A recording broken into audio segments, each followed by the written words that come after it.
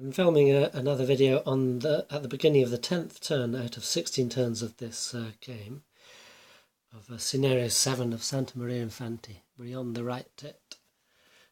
So the tits are here. That's a slight rise, and here.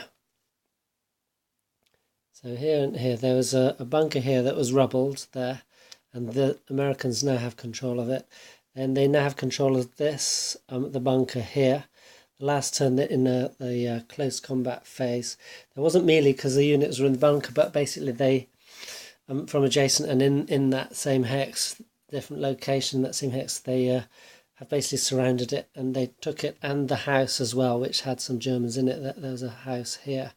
So they sustained massive amounts of casualties in doing that. Also, their drive here is still kind of stalled. There was no artillery fire the last turn on either side, and the Americans are losing a lot of contact, so the diminishing returns means that eventually they won't be able to call artillery at all. So they were trying to pin that bunker with artillery fire, or rubble it really, with artillery fire, unsuccessful. Or to throw some smoke on it, and they could have maybe used these mortars to throw smoke on it, which they did a previous turn, but those mortars were here. They've now moved up because at long range like that, they have a chance of 2 out of 10 chance of hitting. So in fact, but apart from that, they're moving up because I am surprised the Americans are organising a counter-attack.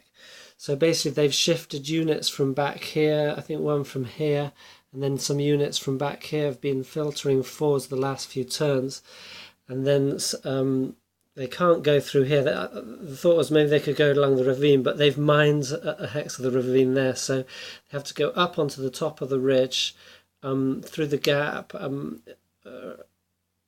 where the road is. The mines stop here, and then there's some buildings around here, so they sort of hop to the buildings, then they've hopped down on the other side of the gully, protected by hedges here, and one's actually got all the way up here. So there's a squad and a leader there. And they've got a Stug coming up, and their other Stug there has turned around to face this American tank. There's an American tank there, and then there's another one here which has moved up. I just remembered I was counting like losses, and I realised that there was one American tank that had never come on the board. I think from right at the start of the game, I think the thing was I couldn't find a counter for it, so I have to check again, but there might not actually be enough counters for the number of American tanks in this scenario. The third Stug got a mobilisation kill there. It basically became immobilised trying to pass through the sunken road here, and the crew bailed out, so that's an empty tank. So we've only got 2 Stugs left versus 3 M4s,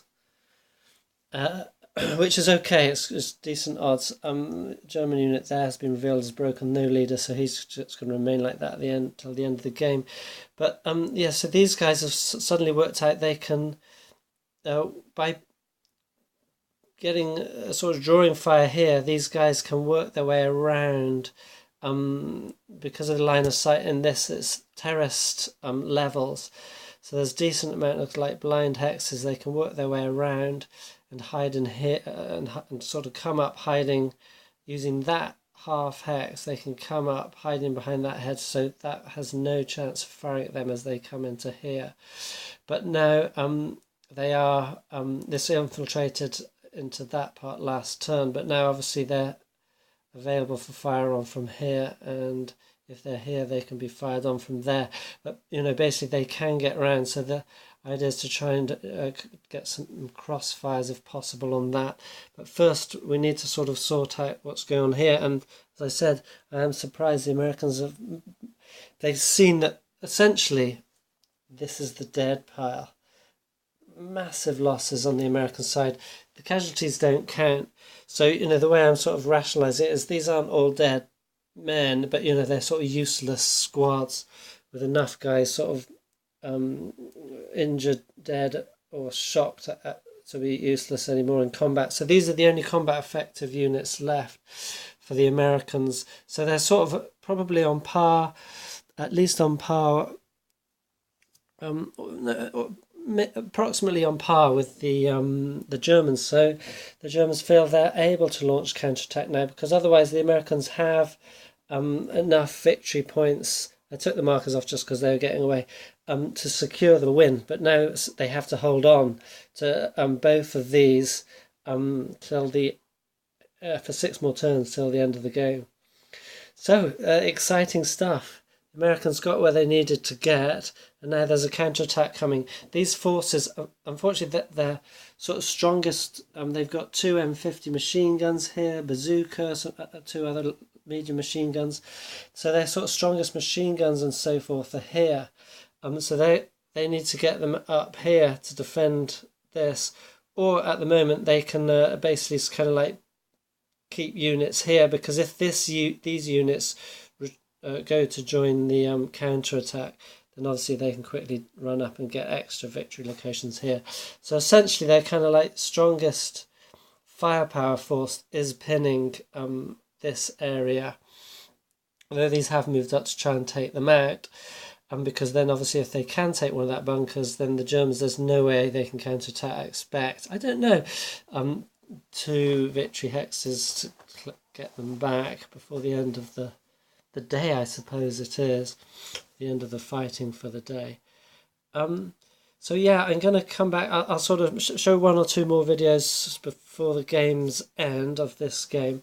And then I'll do kind of like a wrap-up sort of thoughts and feelings about this, and ATS, the ATS system.